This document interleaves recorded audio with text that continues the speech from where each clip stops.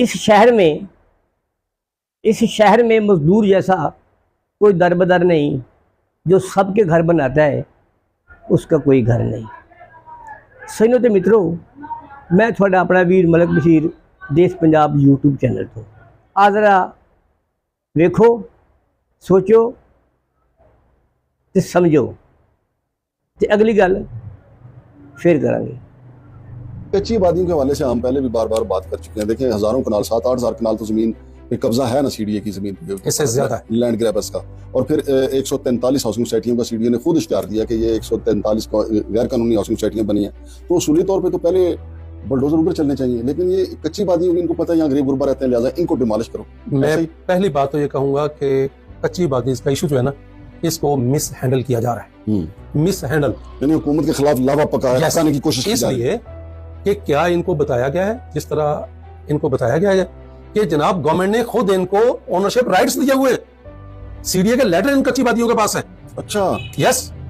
तो जिसको सरकार खुद आप ओनरशिप राइट्स दे दे, उसको आप कैसे बुलडोजर से जाके गिरा सकते हैं? इनको तपाया जा रहा है लोगों को कि वो गवर्नमेंट के खिलाफ उठ खड़े हो। मेरे एक बात सुने, जो मुस्लिम कॉलोनी की बात हुई थी मांगड़ साहब, मैं उस दिन से चीख रहा हूँ, जब मैं उधर जाके भी हमने व्लॉग किया था कि जनाब जो 250 लोग जिनके पास आपके लेटर थे, उनको आप कैसे हटा सकते हैं जगह दिए बगैर?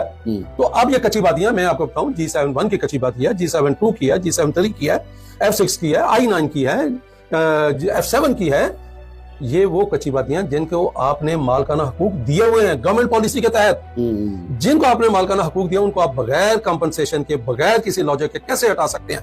तो मैं ये समझता हूं कि आज हम इतनी बात ही करते हैं कि कच्ची बाती का जो इशू है, इसको मिस हैंडल ना किया जाए, गवर्नमेंट के खिलाफ इसको खामखा के इशू ना बनाया जाए। इसके लिए मैंने पहले भी बात की थी कि आप एक एक्सपर्ट्स का ग्रुप बना लें। एक्सपर्ट वो जिसमें प्लानर की बात कर रहा हूं, जो आपको ये सारा डेटा जो मुतल्लिका उसका एनालिसिस भी करके दे और साथ ही साथ आपको इसका वे फॉरवर्ड दे कि हाउ टू इंप्रूव इट। मैं फिर बात करूंगा बार बार कि मैंने F74 की कच्ची बात दी और G7 की कच्ची बातें 3, इसका मैंने एक रीलोकेशन प्लान बनाया। Relocation doesn't mean to shift them outside, no, इनको एडजस्ट करने का प्लान है इन सेक्टर एरिया। इनके बगैर ना लोगों का गुजारा है, ना लोगों के बगैर इनका गुजारा है। लिहाजा आप उनकी रोजी पे ना टांग मारें, उनकी रोजी ना खत्म करें, लोगों की फैसिलिटी ना खत्म करें। आपने खुद उनको ओनरशिप राइट्स दिए हुए, उसका एक एमिकेबल सोल्यूशन निकाल ले कि एनवायरमेंट इंप्रूव हो, डिसेंट हाउसिंग हो, डिसेंट इंफ्रास्ट्रक्चर हो, और सीडीए के लिए ये लायबिलिटी नहीं बल्कि रिसोर्स जनरेशन जो एक बहुत बड़ी स्ट्रेटेजी बन सकती है। संधू साहब, मेरी समझ में एक बात नहीं आपकी आई, आप कह रहे हैं कि इस इशू को मिस हैंडल किया जा रहा है। देखिए, इस सारे ऑपरेशन को तो एक मिस ही हैंडल कर रही है ना, मिस अनम फातिमा साहबा। तो अब वो अगर करेंगे तो फिर मिस हैंडल तो होगा, क्योंकि मिस ही इसको हैंडल कर रही है ना। और दूसरी बात यह है कि अगर कोई मर्द करेगा तो फिर आप कहेंगे ये मैन हैंडलिंग हो रही है। मैन हैंडलिंग भी ठीक नहीं है। मैं कहूंगा ना इसको मैन हैंडलिंग करें, ना मिस हैंडलिंग करें, इसको हैंडल करें। सही। और इसके लिए जो सीडीए में, एक तो मैं कहूंगा कि जो फिलासफर उधर 20-25 साल से बैठे हुए ना, उनको मत, आप कच्ची आबादी के जो लोग हैं ना, कच्ची आबादी सेल के, उनको आप ऑन बोर्ड ले, वो आपको एटलीस्ट डेटा देंगे। उस डेटे के लिए इस शहर में कोई कमी है, आप टाउन प्लानर्स का ग्रुप बनाएं। इस्लामाबाद ਦੇ ਵਿੱਚ ਲੋਕਾਂ ਦੇ ਹੱਸਦੇ ਵਸਦੇ ਘਰਾਂ ਨੂੰ ਉਜਾੜ ਕੇ ਰੱਖਤਾ, ਮਿਲਿਆ ਮੇਟ ਕਰਤਾ। ਲੋਕਾਂ ਦੀ ਚੀਖੋ ਪੁਕਾਰ ਕਿਸੇ ਨੇ ਨਹੀਂ ਸੁਣੀ। ਤਸ਼ੱਦਦ, ਲਾਠੀਚਾਰ, ਬੁਲਟ ਪ੍ਰੂਫ, थाना कचहरी, जेल तक गल पहुंची। साड़ी इंतजामिया, साढ़े अवामी नुमाइंदियां ने भी कच्ची आबादी ते गल की, जिस कुछ लोगों ने तगड़े होकर गल की है, कई ने भोले मूँह नाल गल की है, ते कई ने मुगलुआ तो मिट्टी झाड़ी है। समझ तुसीं गए होगे। हुकूमत के खिलाफ लोगों ने पिट छापा किया वा, जिहड़ा अज तक जारी है।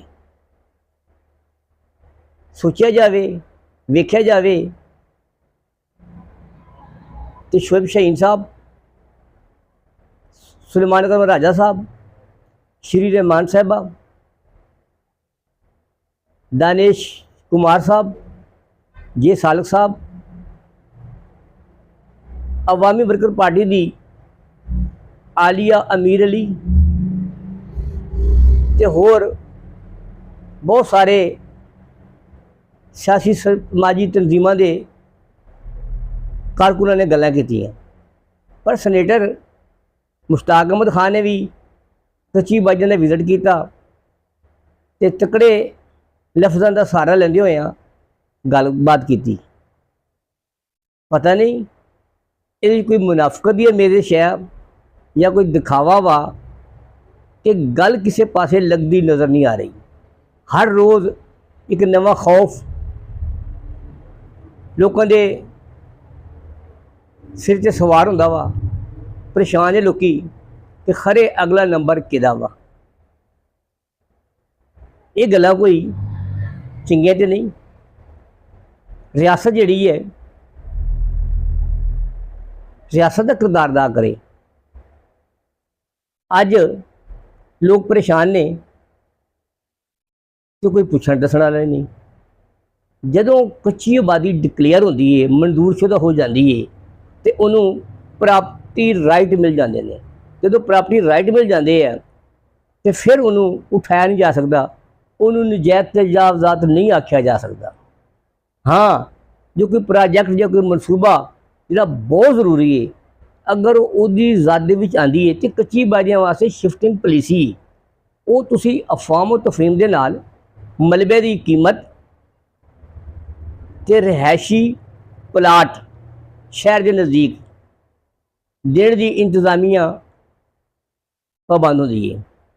ਸਾਡੇ ਲੈਲਪੁਰ ਦੇ ਵਿੱਚ ਵੀ ਜ਼ਿਆਦਾ ਦੌਰ 'ਚ ਕੱਚੀ ਆਬਾਦੀ ਘੱਟ ਵੀ ਹੋਇਆ।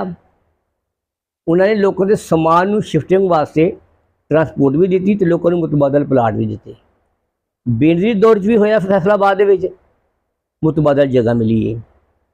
ਬਲਕਿ ਇੱਕ ਅਹਿਮ ਸ਼ਖਸੀਅਤ DC ਨਸੀਮ ਸਾਦਿਕ, ਉਹਨੇ ਤੇ ਜਦੋਂ ਵੇਖਿਆ ਕਿ ਲੋਕੀ ਬਹੁਤ ਗਰੀਬ ਨੇ ਤੇ ਫੈਸਲਾਬਾਦ ਦੇ ਮਿਲ ਓਨਰ ਨੂੰ ਇਕੱਠਾ ਕਰਕੇ ਉਹਨਾਂ ਨੂੰ ਅਪੀਲ ਕੀਤੀ ਕਿ ਯਾਰ ਤੁਸੀਂ ਨਾ ਕੋਈ ਫੰਡ ਦਿਓ ਤਾਂ ਕਿ ਇਹਨਾਂ ਲੋਕਾਂ ਨੂੰ ਮੈਂ ਮਕਾਨ ਬਣਾ ਕੇ ਦੇਵਾਂ। ਅੱਜ ਵੀ ਸ਼ਹਬਾਜ਼ ਨਗਰ, ਸੱਚਕ, ਫੈਸਲਾਬਾਦ ਨਸੀਮ ਸਾਦਿਕ ਨੇ ਆਪਰੇਸ਼ਨ ਕੀਤਾ ਤੇ ਲੋਕਾਂ ਨੂੰ 4 ਮਰਲੇ ਦੇ ਘਰ ਬਣਾ ਕੇ ਦਿੱਤੇ, 2 ਕਮਰੇ, ਕਿਚਨ ਵਗੈਰਾ। ਲੇਕਿਨ ਸਾਡੇ ਇਸਲਾਮਾਬਾਦ ਦੀ ਇੰਤਜ਼ਾਮੀਆ, ਸਾਡਾ ਸਦਰ, ਸਾਡਾ ਵਜ਼ੀਰ ਆਜ਼ਮ, ਸਾਡਾ ਆਰਮੀ ਚੀਫ, ਸਾਡਾ chief justice of supreme court ਅੱਗੇ ਅਪੀਲ ਹੈ ਕਿ ਖੁਦਾਰਾ ਕਿਹੜੇ ਪਾਸੇ ਤੁਰ ਪਏ ਹੋ। ਇਹਨਾਂ ਲੋਕਾਂ ਨੂੰ ਮੁਤਬਾਦਲ ਜਗ੍ਹਾ ਦਿਓ। ਤੁਹਾਡੇ ਕੋਲੋਂ ਨਿਆ ਪਾਕਿਸਤਾਨ ਹਾਊਸਿੰਗ ਸਕੀਮ ਦੇ ਫਲੈਟ ਬਣੇ ਨੇ ਫਰਾਸ਼ਟਾਊਨ ਦੇ ਵਿੱਚ, ਤੁਸੀਂ ਉਹ ਫਲੈਟ ਲੋਕਾਂ ਨੂੰ ਮੁਤਬਾਦਲ ਦੇ ਦਿਓ। ਲੇਕਿਨ ਅੱਜ ਤੁਸੀਂ ਜਦੋਂ ਵੀ ਵੇਖੋ ਗੱਲ ਗੋਲ ਮਗੋਲ ਨਜ਼ਰ ਆ ਰਹੀ ਹੈ। ਸੀਡੀਏ ਦਾ ਚੇਅਰਮੈਨ ਤੇ ਮੋਹਸਨ ਨਕਵੀ ਸਾਹਿਬ ਮੰਨਿਆ ਕਿ ਪਾਵਰਫੁਲ ਨੇ, ਪਰ ਇਹਨਾਂ ਗਰੀਬਾਂ ਦਾ ਕੀ ਕਸੂਰ ਹੈ? ਅੱਜ ਉਹਨਾਂ ਦੇ ਬੱਚਿਆਂ ਦੇ ਸਕੂਲ ਛੁੱਟ ਗਏ ਨੇ, ਉਹਨਾਂ ਦੇ ਰੋਜ਼ਗਾਰ ਜਾਂਦੇ ਰਹੇ ਨੇ, ਉਹ ਖੁੱਲ੍ਹੇ ਅਸਮਾਨ ਥੱਲੇ ਮੌਸਮੀ ਅਸਰਾਤ ਬਰਦਾਸ਼ਤ ਕਰ ਰਹੇ ਨੇ, ਬੇਰੁਜ਼ਗਾਰ ਹੋ ਗਏ ਨੇ, ਰੋਟੀਆਂ ਤੰਗ ਹੋ ਗਏ ਨੇ। ਤੁਸੀਂ ਅੱਜ ਵੀ ਨਾਕੇ ਲਾਏ ਉੱਥੇ ਕਿ ਇੱਧਰ ਕੱਚੀ ਆਬਾਦੀਆਂ ਵੱਲ ਕੋਈ ਜਾਵੇ ਨਾ। ਕਦੋਂ ਤੱਕ? ਖੁਦਾਰਾ ਸੋਚੋ, ਸਮਝੋ ਤੇ ਇਹਨਾਂ ਲੋਕਾਂ ਨੂੰ ਮੁਤਬਾਦਲ ਰਿਹਾਇਸ਼ੀ ਪਲਾਟ ਦਿਓ। ਸੈਨੇਟਰ ਦਾਨਿਸ਼ ਕੁਮਾਰ, ਸੈਨੇਟਰ ਮੁਸ਼ਤਾਕ ਅਹਿਮਦ ਖਾਨ ਨੇ, ਜੇ ਸਾਲਿਕ ਨੇ ਬਹੁਤ ਅੱਛਾ ਕਿਰਦਾਰ ਅਦਾ ਕੀਤਾ ਵਾ ਤੇ ਕਾਮਰੇਡ ਆਲੀਆ ਅਮੀਰ ਅਲੀ ਨੇ ਵੀ ਅੱਛਾ ਕਿਰਦਾਰ ਅਦਾ ਕੀਤਾ ਵਾ। ਕੋਈ ਸੁਣ ਨਹੀਂ ਰਿਹਾ ਖਰੇ ਕੀ ਗੱਲ ਆ, ਅੰਦਰ ਦੀ ਕਹਾਣੀ ਕੀ ਹੈ। ਜਿਵੇਂ ਜਿਵੇਂ ਪਾਕਿਸਤਾਨ, ਜਿਵੇਂ ਸੋਨਾ ਦੇਸ਼ ਪੰਜਾਬ।